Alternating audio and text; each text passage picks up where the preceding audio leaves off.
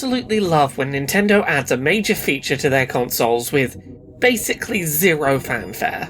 Around a week ago, in mid-March 2026, Nintendo pushed out a new system firmware update to the Switch 2. If you're the kind of person who tracks version numbers, the fact that it was a new whole-numbered version update, version 22.0, might have clued you into the fact that the update was probably going to be a big deal. Nintendo themselves, however, just kind of pushed the update out, allowing the kind of people who track patch notes to realise what the update was adding to the system. The update tweaked a couple of important accessibility features on the console, notably making it so that the console's screen reader support now works during initial console setup, rather than needing a sighted player to set up the console and navigate to the system settings in order to initially activate it. However, the big headline feature was the addition of Handheld Boost Mode. So, what is Handheld Boost Mode? Tucked away deep in the Switch 2's system settings, this new setting basically allows Switch 1 games that are played in handheld mode on the Switch 2 to pretend that they're docked, despite being played portably. Switch 1 games in handheld mode typically cap out at 720p max resolution, and often have reduced visual effects in order to extend the system's battery life. By allowing the Switch 2 to play these games portably, but with docked mode settings, players can, in theory, enjoy all of docked mode's visual improvements in exchange for slightly reduced battery life. For those watching the video version of this episode, I apologise, I don't have a great setup for showing off the visual difference that this setting makes, as Nintendo doesn't offer a way to capture handheld Switch 2 footage via direct capture. Rather than trying to point a camera at my Switch 1 and show off the differences, I'm just going to show you docked Switch 1 gameplay. You can imagine this on a smaller screen. So, what does Handheld Boost Mode mean for accessibility on Switch 2? We'll start with the obvious. When working correctly, this mode generally improves resolutions in games, which makes it easier to see details when playing in handheld mode. While resolution increases will vary from game to game, a lot of first-party Nintendo games, for example, will run at around 720p in handheld mode and 1080p in docked mode, effectively doubling the number of pixels rendered.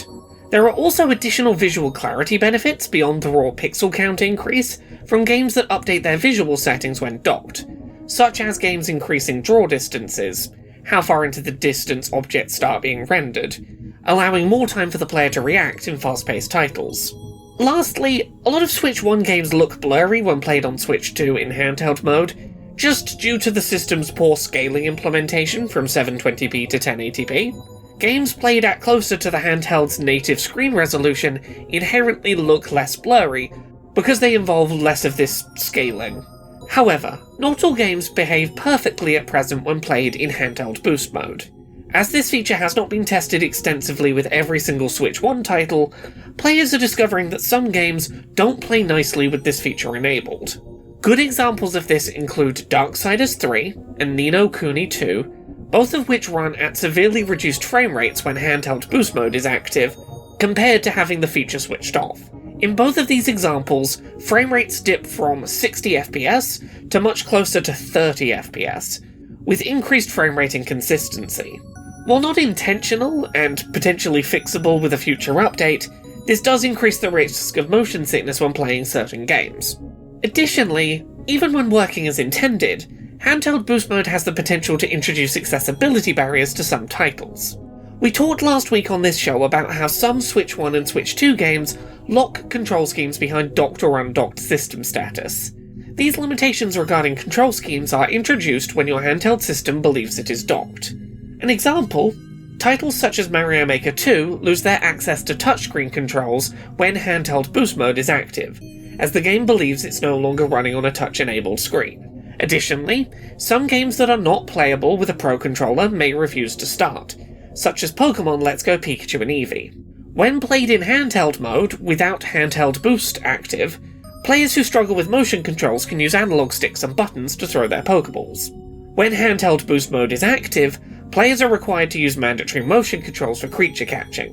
When docked, Let's Go Pikachu and Eevee do not support use of the Pro controller, meaning that the only way to play the game portably with handheld boost active is to play in tabletop mode with the Joy-Con controllers detached, playing using a single motion-controlled Joy-Con. Lastly, The fact that Joy-Cons connected to the system are recognised as a Pro controller when playing with Handheld Boost active can cause some potential confusion for players needing to remap their controls in-game, or for those with cognitive disabilities, where on-screen icons clashing with the actual controller layout may be an access barrier.